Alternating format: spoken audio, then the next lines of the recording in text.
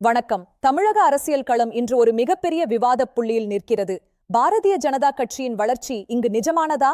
பல தசாப்தங்களாக திராவிட கட்சிகளின் கோட்டையாக இருக்கும் தமிழகத்தில் தேசிய அரசியலின் அதிர்வுகள் இன்று முன்பை விட அதிகமாகவே கேட்கின்றன. இந்த விவாதத்தின் மையப்புள்ளியாக இருப்பவர் தமிழக பாஜக தலைவர் அண்ணாமலை. இவரது வருகை எந்த மாதிரியான அதிர்வலைகளை ஏற்படுத்தியுள்ளது? முன்னாள் IPS அதிகாரியான அண்ணாமலை கட்சியின் தலைவராக பொறுப்பேற்ற பிறகு பாஜக ஒரு ஆக்ரோஷமான அரசியல் பாணியை கையில் எடுத்துள்ளது. என் மண் என் மக்கள் என்ற நடைபயணம் தமிழகத்தின் பட்டிதொட்டி எங்கும் பாஜக என்ற பெயரை கொண்டு சேர்த்தது ஒரு முக்கிய காரணி. அண்ணாமலையின் களப்பணி ஒருபுறம் இருக்க, பிரதமர் நரேந்திர மோடியின் தேசிய பிம்பம் தமிழக மக்களிடையே எந்த அளவுக்கு எடுபடுகிறது? பிரதமர் மோடியின் தொடர்ச்சியான தமிழக வருகைகளும் தமிழ் மொழி மற்றும் கலாச்சாரம் குறித்த அவரது பேச்சுகளும் ஒரு புதிய பிம்பத்தை உருவாக்கியுள்ளன. காசி தமிழ் சங்கமம் போன்ற கலாச்சார முன்னெடுப்புகள் மூலம் தமிழர்களுடன் ஒரு ஆழமான பிணைப்பை ஏற்படுத்த தேசிய தலைமை தீவிரமாக முயல்கிறது. இப்போது நாம் சில புள்ளி விவரங்களை பார்ப்போம். தேர்தல்களில் பாஜக பெற்ற வாக்கு சதவீதம் கடந்த சில ஆண்டுகளில் எப்படி மாறியுள்ளது?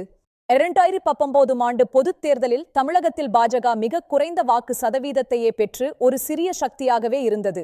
ஆனால் 2024 தேர்தலில் இது 16-26% உயர்ந்துள்ளது. கூட்டணி வாக்குகளையும் சேர்த்தால் இது 18% எட்டுகிறது. இந்த வளர்ச்சியை தமிழகத்தின் பாரம்பரிய திராவிட கட்சிகள் எப்படி பார்க்கின்றன? இது அவர்களுக்கு ஒரு அச்சத்தை உண்டாக்குகிறதா?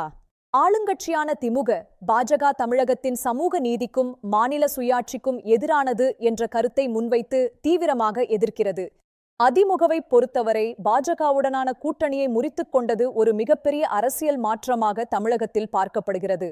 தமிழகத்தின் திராவிட அடையாளம் மற்றும் மொழி உணர்வுக்கும் பாஜக முன்வைக்கும் தேசியவாதத்திற்கும் இடையே ஒரு பெரிய சித்தாந்த போர் நடக்கிறது. தந்தை பெரியார் மற்றும் அண்ணா வகுத்த அந்த சித்தாந்த கோட்டையை தகர்ப்பது பாஜகவுக்கு மிகப்பெரிய சவாலாகவே இருந்து வருகிறது.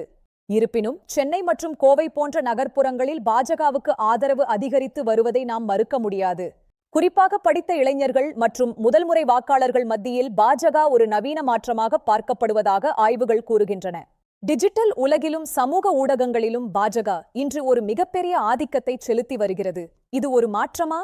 வாட்ஸ்அப் மற்றும் எக்ஸ் தளங்கள் மூலம் கட்சியின் செய்திகள் மிக வேகமாக மக்களிடம் கொண்டு சேர்க்கப்படுகின்றன. நகர்ப்புறங்களில் ஓரளவுக்கு வளர்ச்சி இருந்தாலும் தமிழகத்தின் கிராமப்புறங்களில் பாஜக இன்னும் தனது வேர்களை பரப்பவில்லை. கிராமப்புற வாக்காளர்கள் இன்றும் திராவிட கட்சிகளின் நலத்திட்டங்கள் மற்றும் பாரம்பரியத்துடனேயே பின்னிப் பிணைந்துள்ளனர். தமிழக அரசியல் இனி ஒரு இருமுனை போட்டியாக இல்லாமல் ஒரு மும்முனை போட்டியாக மாறுமா? இதுதான் தற்போதைய கேள்வி. நாம் தமிழர் கட்சி போன்ற மற்ற கட்சிகளும் ஓரளவுக்கு வாக்குகளை பிரிப்பது பாஜகவுக்கு ஒரு சாதகமான அம்சமாக மாறலாம். அண்ணாமலையின் அதிரடி அரசியல் பாணி சிலரை கவர்ந்தாலும் பாரம்பரிய வாக்காளர்கள் மத்தியில் ஒருவித ஒவ்வாமையையும் ஏற்படுத்துகிறது. தினசரி செய்திகளிலும் ஊடக விவாதங்களிலும் இன்று பாஜக ஒரு முக்கிய இடத்தை பிடித்துள்ளது என்பதை நாம் ஒப்புக்கொள்ள வேண்டும். நீட் தேர்வு மற்றும் காவிரி நீர் விவகாரம் போன்ற மாநில உரிமைகள் சார்ந்த பிரச்சினைகளில் பாஜக இன்னும் ஒரு தற்காப்பு நிலையில்தான் உள்ளது. இந்த உணர்வு பூர்வமான பிரச்சனைகளை ஆளுங்கட்சியினர் பாஜகவுக்கு எதிராக தொடர்ச்சியாக ஒரு கருவியாக பயன்படுத்துகின்றனர். அதே நேரத்தில் மத்திய அரசின் நலத்திட்டங்கள் மற்றும் உள்கட்டமைப்பு வளர்ச்சி பாஜகவுக்கு ஒரு பலமாக பார்க்கப்படுகிறது. வந்தே பாரத் போன்ற நவீன திட்டங்கள் தமிழகத்தில் ஒரு குறிப்பிட்ட தரப்பு வாக்காளர்களை கவர்ந்து வருகிறது. அடுத்ததாக வரவிருக்கும் 2026 சட்டமன்ற தேர்தல்தான் தமிழக பாஜகவுக்கு ஒரு உண்மையான அக்னி பரீட்சையாக அமையும். சட்டமன்றத்தில் ஒரு குறிப்பிடத்தக்க இடத்தை பிடிப்பதன் மூலமே பாஜக தன்னை ஒரு உண்மையான சக்தியாக நிரூபிக்க முடியும். முடிவாக சொன்னால் பாஜக தமிழகத்தில் ஒரு தவிர்க்க முடியாத சக்தியாக உருவெடுத்துள்ளது என்பதில் மாற்று கருத்து இல்லை. ஆனால் அந்த ஆர்வம் வாக்குகளாகவும் இடங்களாகவும் மாறுமா என்பது மக்களின் கைகளில்தான் உள்ளது. தமிழக மக்கள் இந்த புதிய மாற்றத்தை ஏற்பார்களா அல்லது தங்களின் திராவிட மரபிலேயே தொடர்வார்களா? இந்த சித்தாந்த மோதல் தமிழக அரசியலை ஒரு புதிய பரிமாணத்திற்கு எடுத்துச் சென்றுள்ளது. உங்களின் கருத்து என்ன? தமிழகத்தில் பாஜக ஒரு முக்கிய சக்தியாக மாறுமா? கமெண்டில் உங்களின் பதிலை பகிருங்கள்.